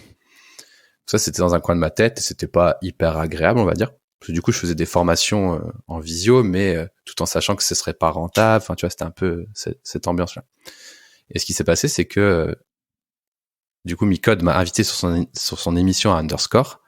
Je mettrai le lien dans la description pour les gens qui veulent écouter ou voir ton passage. Ouais, Underscore, c'est en podcast version totale et il y a des petits best-of sur la chaîne Underscore de Micode. Et du coup, c'est très cliché. Du coup, j'y suis allé en voiture. Ceux qui veulent l'histoire aussi, j'ai fait une vidéo qui story time un peu ça, mais c'est très cliché. Il m'a appelé le midi même pour le soir et je suis parti direct en voiture. Très, très cinématographique. et dans la voiture, j'ai eu le temps de penser et je me suis dit, bon, là, quand même, j'ai pas de temps pour faire ce que je kiffe en ce moment, c'est les lives et les vidéos.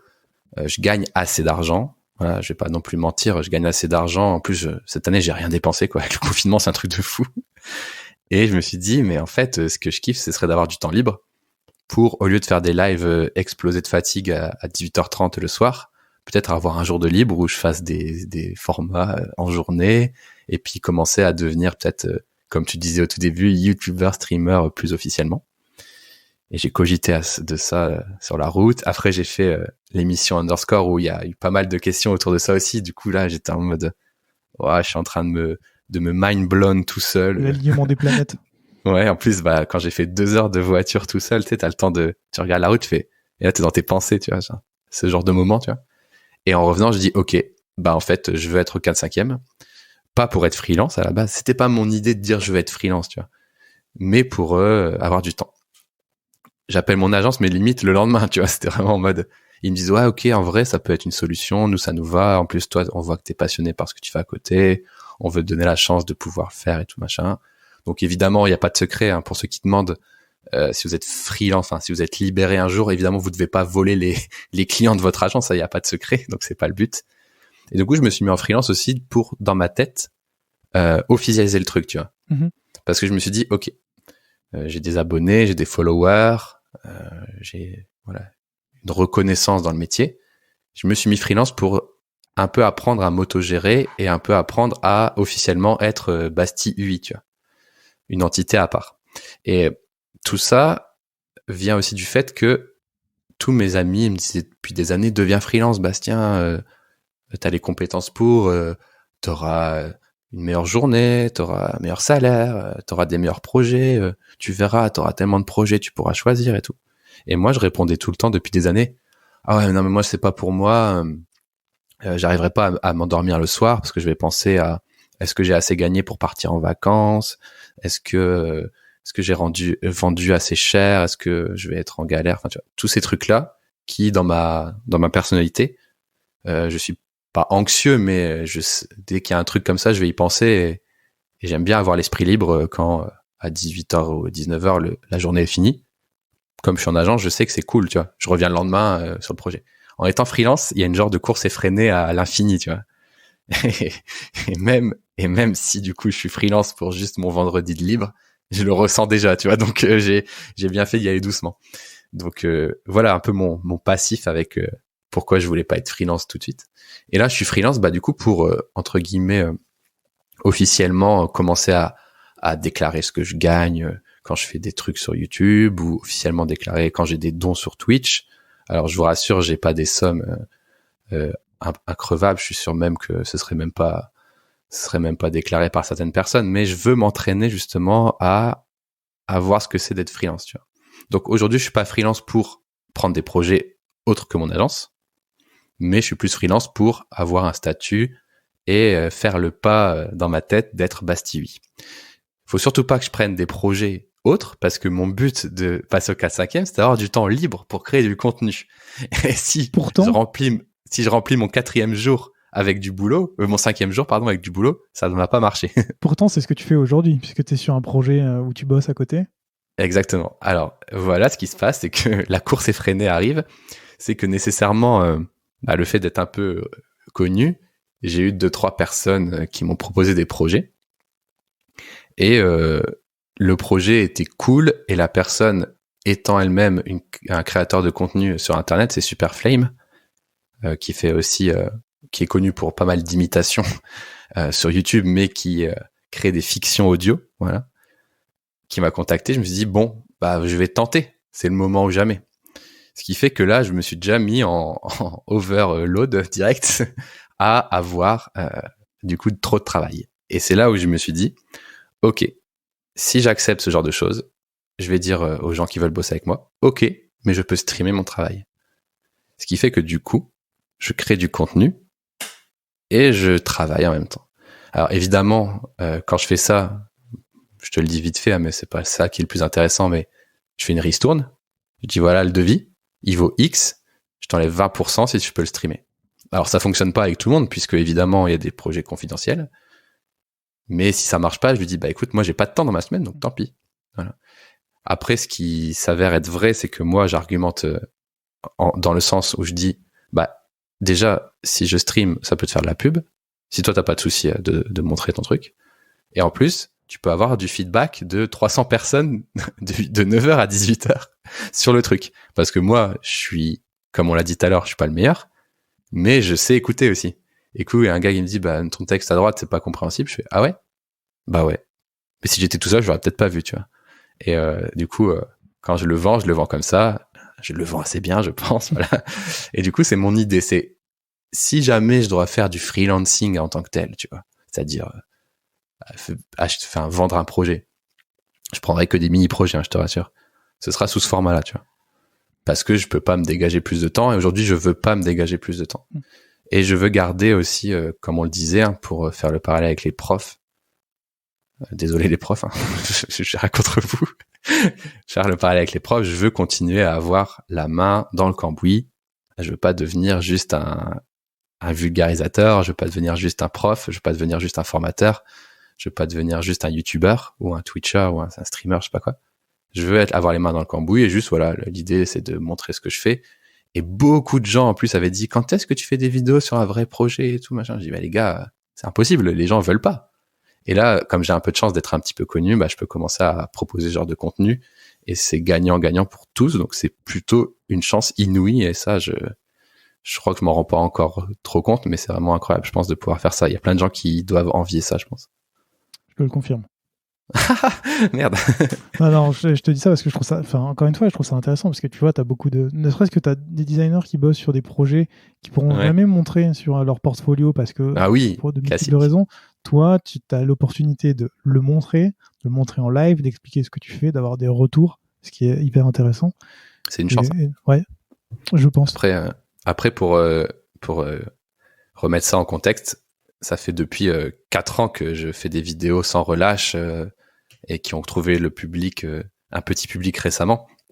Mais c'est pas en mode allez, si j'avais cette idée avant, je l'aurais fait. Enfin, c'est vraiment tout un alignement de planètes.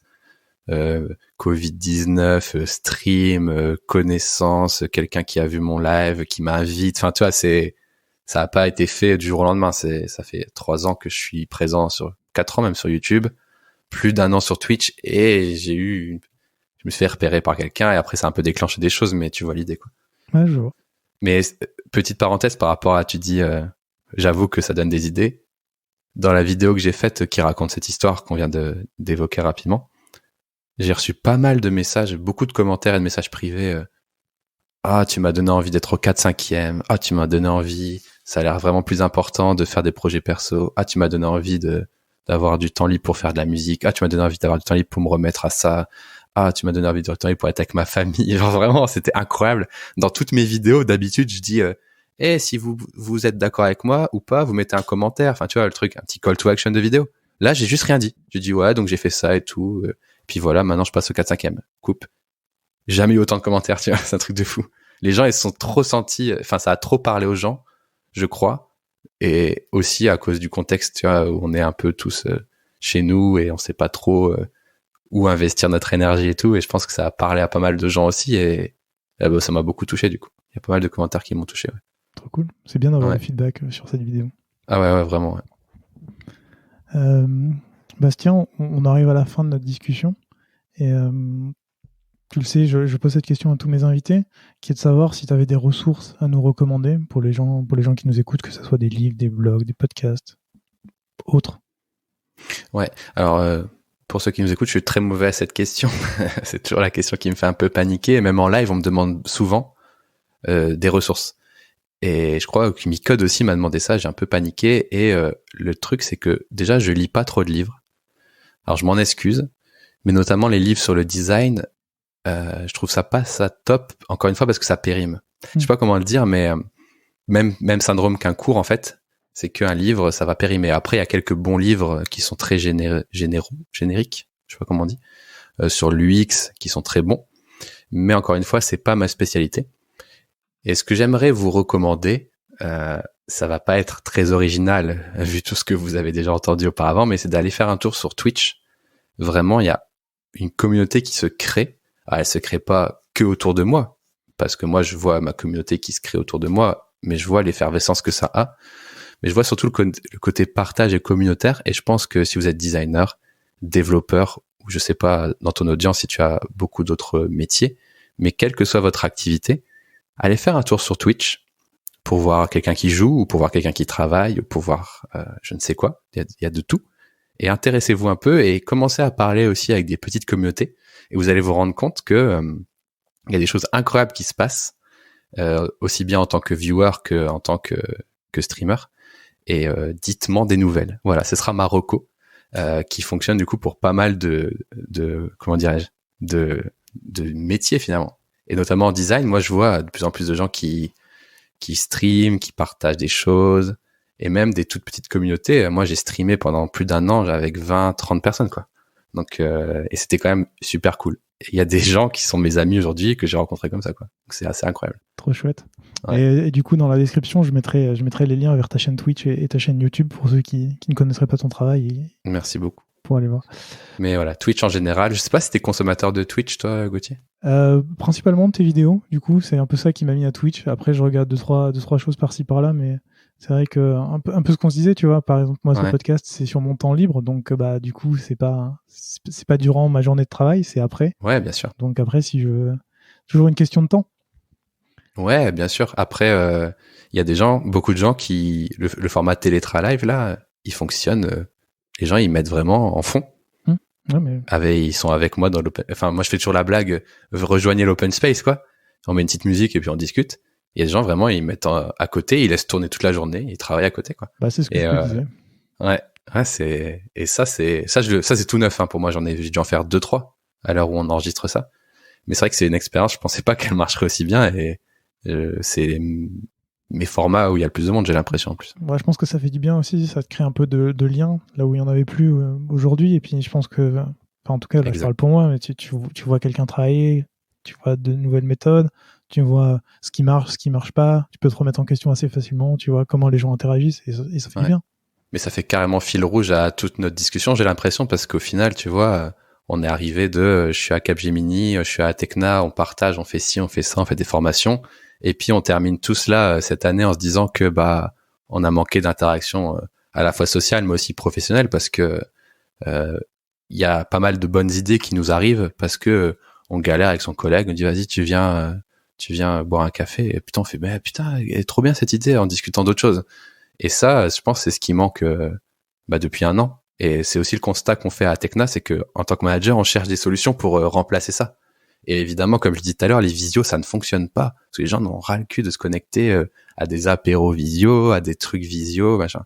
Et juste mal à la tête, quoi. Et c'est vrai que ces moments un peu travail, mais un peu on s'amuse, c'est ce qui manque aux gens. Et je pense aussi, c'est pour ça que moi, j'ai envie de faire ça. Et je pense aussi que c'est pour ça que les gens se connectent. Parce qu'il y a un peu ce truc du gars dans l'open space qui dit des blagues en travaillant, tu vois, il dit des conneries.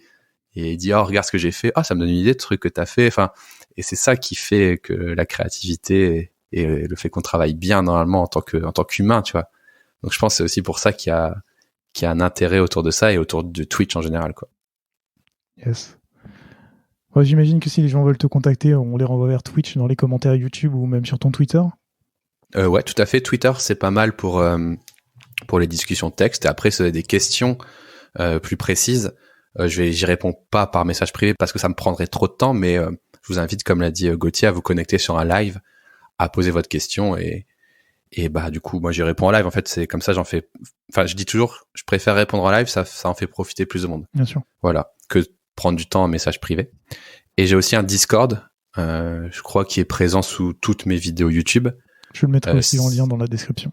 Voilà, petit Slack, petit forum d'entraide où je ne me connecte que très peu, mais qui vit tout seul maintenant avec des gens qui s'aident, qui se donnent des conseils et qui recréent un peu, voilà, tout ce qu'un open space ou un espace de meet-up, de conférence pourrait créer en physique, quoi. Voilà. Chouette. Quelle métaphore incroyable. Ouais. En tout cas, Bastien, merci beaucoup pour ton temps et pour cette discussion. C'était très intéressant. Ouais, encore merci pour ton invitation. J'ai l'impression d'avoir survolé plein de trucs, c'est passé trop vite. Ah ouais. C'était trop cool. J'ai envie de te retourner plein de questions, ça me frustre. J'ai envie d'en savoir plus sur toi, moi. Pour une prochaine fois. Je t'interviewerai sur Twitch. Allez, le rendez-vous est pris. Attends, écoute... quand il y a des invitations comme ça, moi je le fais, hein. Tu me connais. Très bien. Écoute, j'ai un micro, j'ai une caméra, tout va bien. Je le note, mais ça va être mon 75e projet organisé du mois, ça va être compliqué. Oh, prends ton temps, ça peut être le mois d'après. En vrai, je suis chaud. Très bien. Ceux qui écoutent ce podcast, n'hésitez pas à me le rappeler si je le fais pas. Je pense que personne n'oubliera. Ce sera trop cool. Merci beaucoup, Bastien, en tout cas, et puis à très bientôt. Merci beaucoup. Salut. À bientôt. Ciao.